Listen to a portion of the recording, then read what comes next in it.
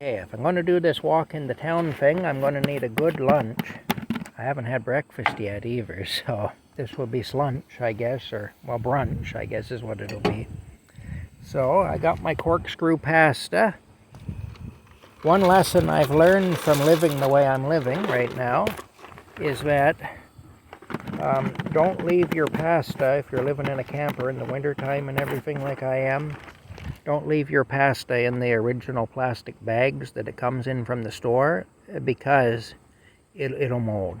I had to throw away a whole bunch of moldy pasta this spring because of that. Those bags, it turns out, are not air and watertight, and the dampness will get into them, and the pasta will turn moldy. It'll end up with black and blue and green mold all over it. I'm making my sauce with my garlic seasoning and my extra virgin olive oil and my fresh cut up tomatoes. I've added some green tomatoes this time, which will be a little different. It'll give it a slightly different flavor, I'm sure. I'm looking forward to trying that and seeing how it goes. So it's not just red tomatoes, it's green tomatoes too. The lady at the neighbor's place where I work sometimes, they've been really kind to me, those people. And she grows beautiful things. She has a greenhouse and stuff. She's in her 80s. And she has a greenhouse and a cat rescue and different things like that. I actually know those people because when I got Rocky and his sister Muella, they helped me to get Rocky and Muella fixed through their organization. I got the job done for a more affordable price because of them than I would have had I went on my own to the vets and had it done. And also, after that, I did some driving for them. I used to go and pick up animals and bring them to the vet and stuff like that. I did that, and for that organization. So I got to know that lady and her husband long before I came here, actually. It just so happens the place where I'm camped is bordering their property. But it just worked out that way. But I did do some driving for them. In fact, they used to jokingly call my car the cat ambulance. I had a 1978 Oldsmobile Delta 88. I actually own two cars. I had that car, and I also had a 1985 Chev Caprice. Both of them were green four-door sedans. They were. And beautiful cars anyway. I miss those two cars. But anyway, they used to call, well, the Oldsmobile and the Chev, either one, they were the cat ambulances, you know, because I used to pick them up there. I also had an old school bus that I converted into a camper with a workshop in the back of it, an old 62 passengers school bus, a 1990 GMC C60 bus, and big old bus. And that bus, we used to joke and say that we'd convert that into a bus, into the spaying and neutering bus.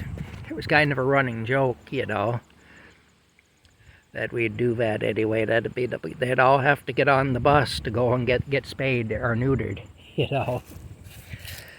Anyway, I've known those people for a long time. Hey, Rocky, how you doing, my friend? Anyway, you see Rocky, he stumbled a little bit over this plant coming in here, so with his rear legs, so I know he isn't quite there yet. It's funny, this plant is called St. John's wort, and I guess people use it for depression. It's actually a medicinal plant. I've seen these all over here, and I never knew what it was. I've heard of St. John's wort before. I know that there are people who use St. John's wort for, like a tincture of St. John's wort for depression. But I had no idea that this was it. But there's a lady who lives across the road, and she comes over here sometimes into the field and gathers medicinal plants. She makes tinctures and salves and whatnot. She's quite knowledgeable about this stuff. And it was her that I learned that from anyway. Another thing that I learned, I'll show you real quick while I have some time here on my phone. Another thing that I learned, we'll keep moving this way. Okay, here we go now. There's a plant down here called mullein. And it'll grow up to be quite high. It'll grow up to be taller than I am, and I'm 5'9". And I mean, if you let it grow, it'll grow to be really high. Anyway, it's a plant called mullein. I know there's a couple of baby mullein plants down here because we left them. Here we go. Yeah, we left these ones. But this is called mullein, this plant. This is just a short one that's only standing a couple of feet high. But like I say, they'll get up over 6 foot high if you let them grow. And little yellow flowers appear here. And apparently those yellow flowers can be made into a thing that is really good if you have breathing difficulties. And anyway, it's called mullein, this plant. That's just a little bit of aside information anyway for you, stuff that I just learned. So I find it interesting. Anyway,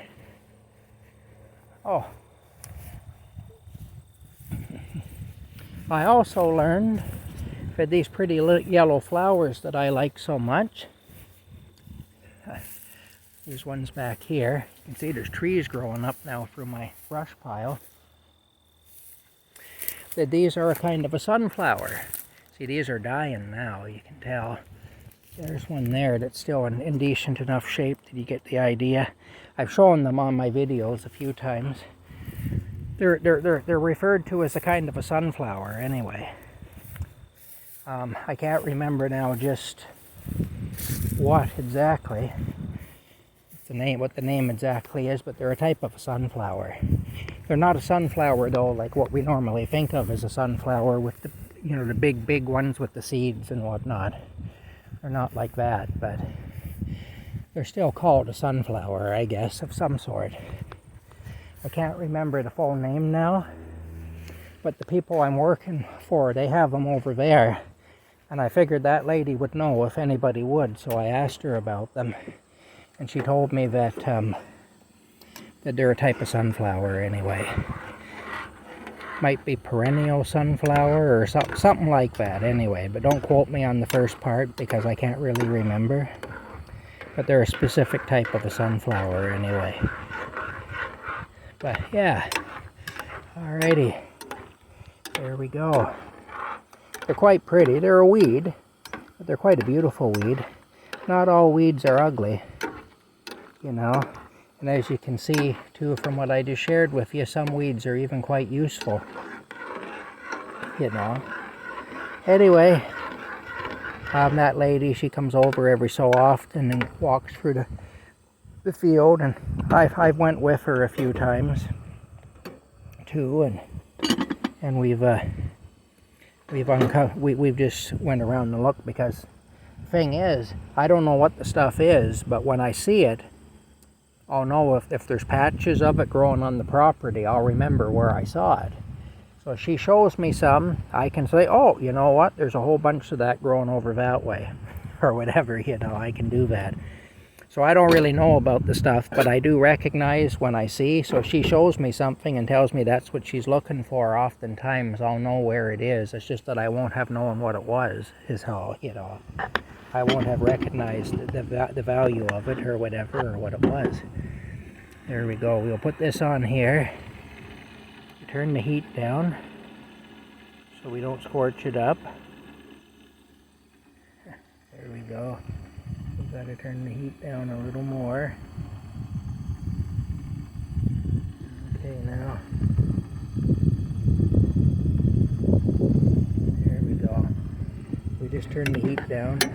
So we'll stir up our green and red tomatoes with our extra virgin olive oil and our garlic seasoning. That'll be it. Alrighty. We'll talk to you all later. Bye for now.